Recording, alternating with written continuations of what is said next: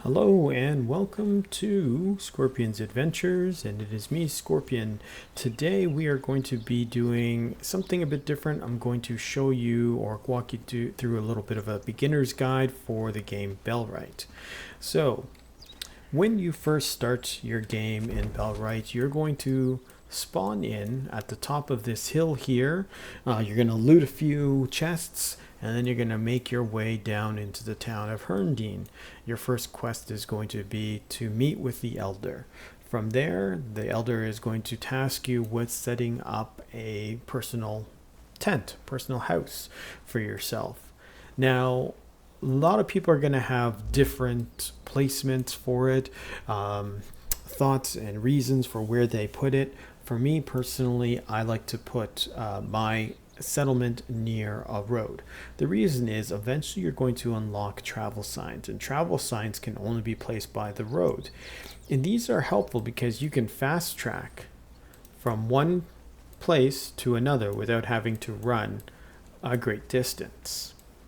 So placing your settlement near a road is key.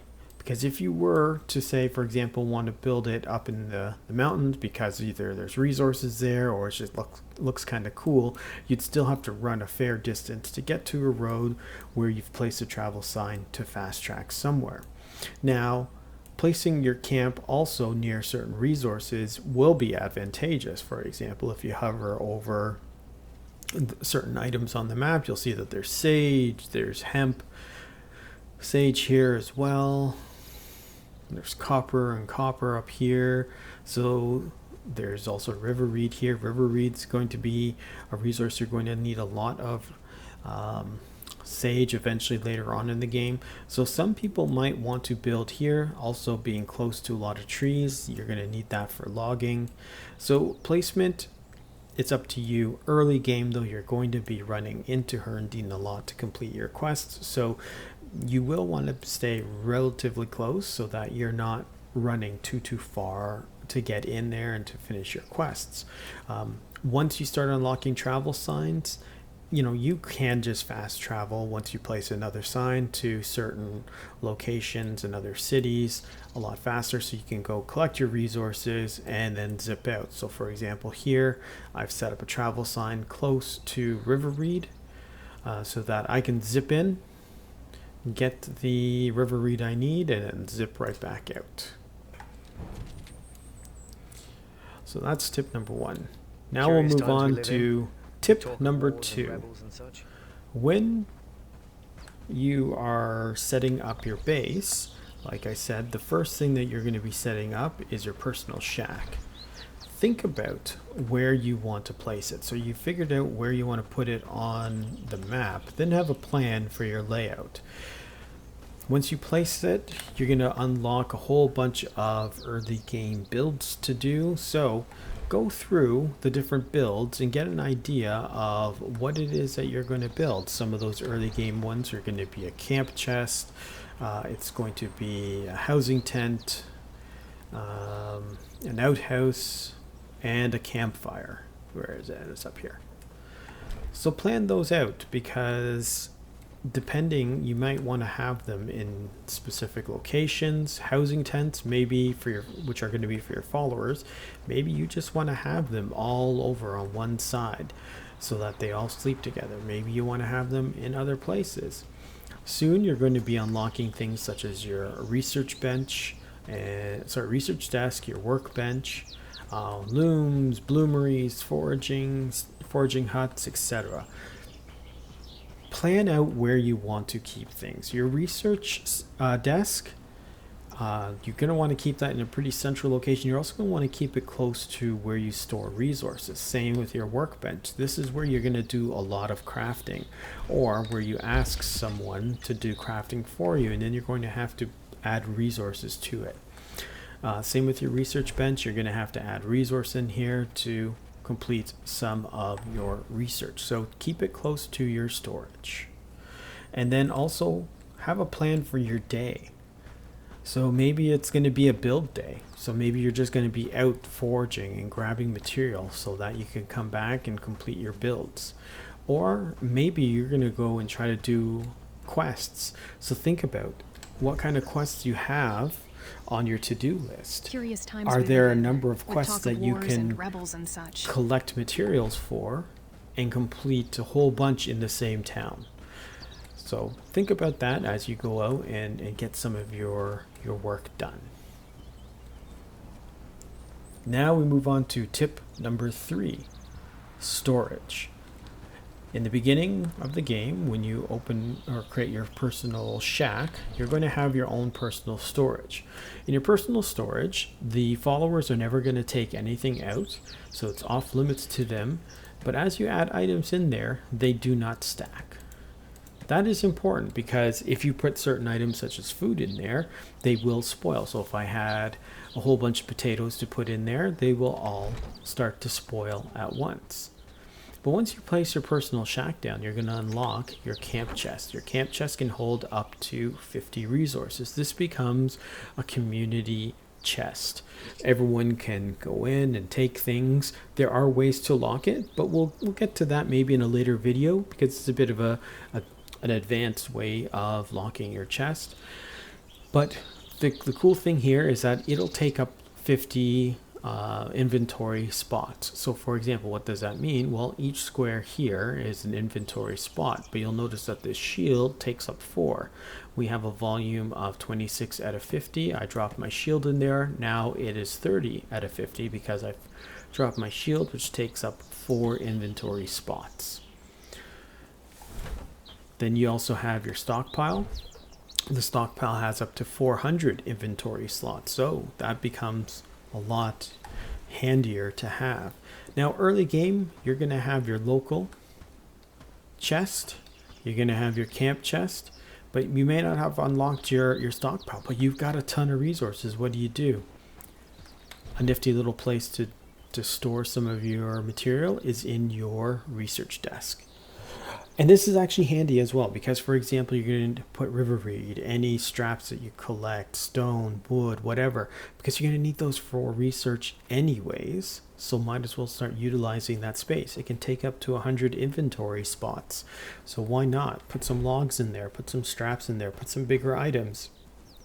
Just that way you can clear up your chests as well as your personal inventory. And that's the other thing. If you're going to go out for the day and you're going to be gathering resources and so forth, make sure you only keep what is absolutely necessary for you on hand. So for example, if I were to go out on a foraging mission right now, I would have some extra bit of food on me. So for example, actually I'd eat that radish because it's time to eat. I have 1 inventory slot available, and then I have backup food for when this potato runs out. So I'd have maybe like 2, maybe 3 pieces of food on me depending on how long I plan to be, but otherwise I'd keep my inventory as empty as possible because every time I leave base, I'm off to do something specific, either collect items for a quest, go hunting, going to forage, whatever. So I want to make sure I have enough space to do that. And now we're on to step number 4, get followers and get them early. So here I'm just showing an example of the town of Herndine, and I've come across this beggar, and this could be one of the options you can have as a follower. Now beggars, as you can see here, he's a dullard, so he's not very skilled, he's a slacker, so a bit lazy, and his attributes are quite low, meaning that he's only got a capacity of 1 level for harvesting, farming, hunting, etc. 2 levels for some of the others. So, if you need someone to do harvesting and do a really good job, you don't really want to pick a beggar. Same with fighting and so forth. Maybe later on in the game, you can use them to deliver items from one location to another. But otherwise, you could go around town and look for people such as our friend here. Are you new in Walter? Town? It's customary that you should greet the elder. And Walter, he's a weakling, so he will drop items, so 5% chance. He's a dullard, he's nearsighted, but you can see that his stats are actually a lot better than a beggar. If we were, hard up, then maybe we would pick Walter, but we would move on. But early game, what you're going to want to do is get a follower. Around. One of your first quests is going to be to get Lubomir, who is going to be your first follower. Are you new in town? But it's customary that you should greet the elder. later on, you're going to want to get more and more. And you get them by making sure that you have enough renown. Depending on your trust level in the town will also and depending on the level of the follower, whether they have certain attributes, whether they're a beggar, whatnot, their price in terms of renown will differ. You will need to get probably in the neighborhood of at least 173 renowned early Those game. peasants should be more grateful. I heard the elder has been asking if there is anyone who could Those help him out peasants with should Let's be see more how grateful. Hugo is. He's a You look coward like you and a could use some weakling, help so yourself. probably not someone we would want to use, but he does have some high stats. But again, early game you do want to get as many followers as you can, so build up your renown, because again, with followers, they become really helpful in being workers for you. They can collect resources, they can help do some of those grindy bits that kind of slow the game down, so they can go and collect items. So let's just zip back over to our base. So now we're back at base, and when you're looking at foraging, so when you build your foraging camp, you can actually set certain items for them to go and collect, and they can go and collect it for you passively while you are out and about completing quests, doing some hunting, doing whatever it is that you really want to do. Now let's look at tip number 5. Have your followers build for you. And the reason why is, for example, let's place this housing tent. We'll place it about here, because this is going to be, put it right about here. I think we're going to make this kind of the followers' quarters. You see all these little dots? These are the dots that you need to use for building. So as you add material, you're going to have to run around and click all these little dots, and after you click all these little dots, there'll be other little dots for you to click and to build this unit. So something like this housing unit may have 1, 2, 3, 4, 5, 6, 7, 8, 9, 10 to start off with. Guaranteed you're going to be closer to 30 clicks. What you can do is, once you have your builders or your followers in camp, they will go and collect material for you. For example, we just had a follower drop off 6 pieces of wood. They'll bring it over. News from the kingdom. There's Drop always it off. something. Look, here we go. Wow. She brought over almost everything but the 2 logs. And then they're going to go and do all of the clicking and build the unit for you. If you needed something really, really fast and quick, yes, go ahead, build it yourself. But something like this, something passive like a housing unit, let them do all the work. Tip number 6. We were talking about, oh, look, here's Lubomir. Going back to tip number 5. See, he's clicking all the buttons, he's adding to it. But you see, there's more.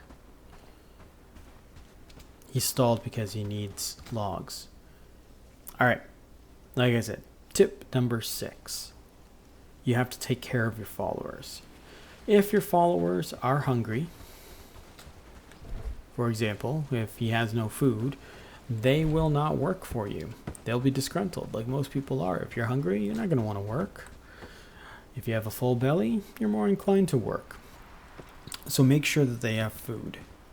They will always come to wherever the food is stored, and they will take the food that is of the highest quality first, eat that, and then leave, and then move on to lower quality foods. Whoop. The other thing you want to do is arm your workers. So I've armed Cressida with a quiver and arrows. The reason is because Cressida when we look at her stats, she's pretty good in archery. Jack, not so much. Lubomir, not so much. Owen, not so much. Walter, not so much. So I would give those guys more or less one-handed weapons. I haven't unlocked two-handed yet, but I would give them one-handed weapons. And Cressida, I gave her a bow. Now she's put it somewhere for now. It's in storage. Okay, and here we are on to our next tip. And that is that death is not the end. It's not so bad. So here I went to pick a fight with a bunch of bandits, and as you can see, I died. So you can respawn, but you will respawn back at your base. The only time that you can't is if your bandits are overrunning your base and you die there. You'll have to wait about 30 seconds. Now you'll notice that all of my inventory is gone, except for some special stuff. The food that's in my slot is gone, but I still have my quiver, my bag, my arrows, and my axe. Now I can go and retrieve my body. There will be a headstone where it will show my remains, so we'll run there. Alright, well, let's run over, and then I'll show you what happens when we get there. But before I do that, something I haven't done but you should do is, if you are dead or died, grab some food rather quickly because as you can see, my stamina and so forth is the lowest it could ever be. So all it's going to take is one shot from something and I will be dead. Give me a moment. I'm going to do a little cutaway and I'll come back when we are at my body. Okay, 1 second. Okay, and here we are. We are back. And similar to games like Ark Survival Evolved, where when you die there is a beacon, but it doesn't shine all the way up into the sky, but there's a beacon pointing you to where your dead body is, and here's all my stuff. Now, one thing you will notice is the food that I had in my consumed food spots, they're gone. So let's just grab a mushroom, get that, grab a berry, because it was in your belly, if you want to call it that. Your body was consuming it. So when you died, kind of went away with your dead body. Any food though that you have in your inventory you would keep. All right, and so that's really death. It's nothing scary, it just kind of sucks, but you know, your stuff you can get, except for the foods that you've already consumed. The bandits did not loot my body like we would loot them if they died, so not such a bad thing. Okay, this takes us to tip number 9. Winter is coming. So I slept and it said one more day until winter. So the plan here is make sure you have enough materials that you can forage off the ground. So that would be any flax, any sage, garlic, mushrooms, berries, anything that grows on the ground. Collect it, because very much like real winter, when the snow comes, there will not be an opportunity to collect the materials that you need from the ground. Now that the snow is starting to settle on the ground, here we are back at our mushroom patch, and you can see we cannot pick up any mushrooms. We go and look at our berry plants. We can see that there are berries in the bushes, but we cannot collect it. So when planning for winter, you need to make sure you have a stockpile of food, and make sure that you are able to continue to hunt and produce food throughout the winter. which usually lasts about 2 game days. And then from there, we can make sure our workers, our followers are still fed and that they will stay happy. Otherwise, they will stop working. And that's pretty much it for winter, making sure that you sleep a bit to see how many days until winter. Maybe as you get closer, redistribute some of your priorities to foraging, whether it's for flax, it's for sage, or any other ground cover material, and try to collect as much as you can. Here's the thing also about water collectors is it won't collect any more water, but you will still have some in there. You can collect from your farm, which is great, but other than that, you cannot collect from anything that is on the ground. All right, we are at tip number 9, which is do not thin out the herd. So here I am down by where the river reed is. I've got 1, 2, 3, 4, at least 4 wolves. I think there's a 5th one in there. Don't go all gangbusters, all Mr. Hunter, and kill them all in one blow. The reason being is, just like in real life, if you thin out the population too much, there's not going to be enough of those animals to repopulate. So you will create extinction, and there's going to be quests down the road where you're going to need to collect certain items, whether it be trophies, pelts, and whatnot from these creatures in order to complete quests. So don't thin them out. You also need them as an alternative food source. And while we are here, as you can see on the map, base is all the way over here. We're here. Yes, I can use the travel sign to fast travel back. But this brings me nicely to the final tip, tip number 10. There are lots that you can do from afar. So for example, I can look at different followers. I can set them as companions. I can get them to read books if I had any on me. The other thing I can do is, again, by clicking on the N button, you open up this menu, you can look at your population, you click buildings. And I could be like, maybe for foraging, I want more wood to be collected, or winter is coming, so you know what, let's top this up to 25. The beauty of pressing the N button and then going back to this settlement menu is you can open up a whole bunch of different stations, if you will, and you can schedule certain work to be done for you while you are away. So if I needed, for example, I wanted another bow to be created, I can add that here, and then when someone wakes up, they're going to go and gather resources, whether it be the river reed, the wood. Not quite the simple cord yet, but whether or not it's the wood or the river reed, and then they'll add it into the workbench and they'll get started on it.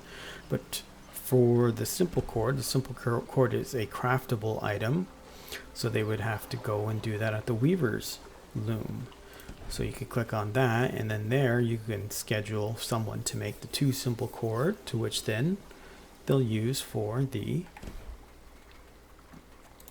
bow.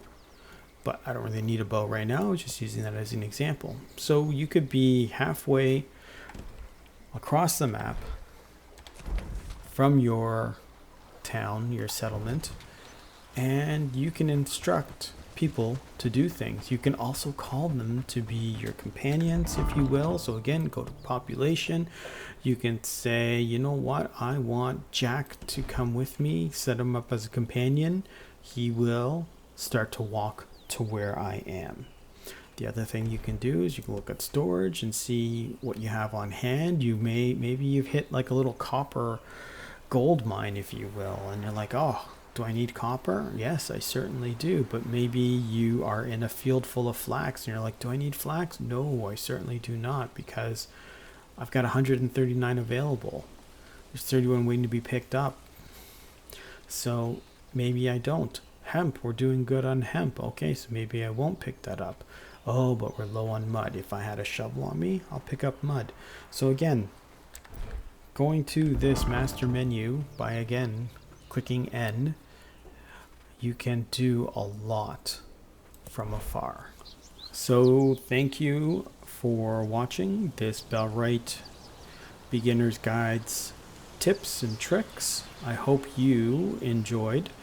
If you did, please hit that like button. Feel free to subscribe and leave a comment. I do appreciate your subscriptions, your follows, your comments, and so forth, and general support for this channel. I do enjoy making these videos, and I hope you enjoy watching them.